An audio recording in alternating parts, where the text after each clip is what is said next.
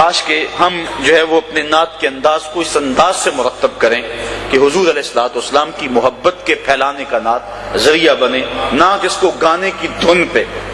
دیکھیے نا، یہ تھوک دان ہے، اس کے اندر اگر کوئی بندہ کسی کو دودھ ڈال کے دے دے، مہمان کو پیے گا؟ بھائی میں نے دھویا 100 مرتبہ دھویا اور پھر دیا نہیں، اس کی وجہ کس لیے ہو چکی ہے؟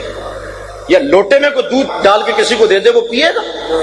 جی لوٹا پاک ابھی بازار سے خرید کے لایا ہوں، لیکن نہیں، لوٹے کی وجہ کسی اور مقصد کے لیے، تھک دان کی وجہ کسی اور مقصد کے لیے، اس میں اب دودھ نہیں پیا جا سکتا۔ جو طرز متبذل ہوگی ہے کسی گانے کے لیے، اللہ کے نبی کی نعت کا تقدس یہ ہے کہ اس طرز میں پھر نعت نہ پڑی جائے۔ یہ بات ذہن میں رکھیں۔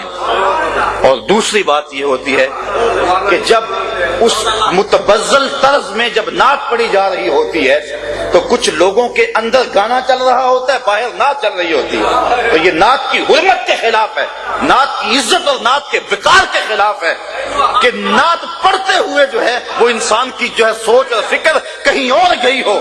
نعت پڑھتے ہوئے نظر گنبد خضرا کی طرف ہونی چاہیے۔ تو اس بات کا ذرا جو ہے وہ ہمارے معاشرے میں اس کی بہت ضرورت ہے، اور میں پہلے عرض کر چکا ہوں اقبال کے لہجے میں، اپنے بھی خفا مجھ سے بڑے لوگ ناراض ہو جاتے ہیں، اپنے بھی اور بیگانے بھی، لیکن اس سے غرض نہیں ہے، اس سے غرض نہیں ہے کہ کون ناراض ہوتا ہے، گنبد خضرا کا مکین ناراض نہ ہو۔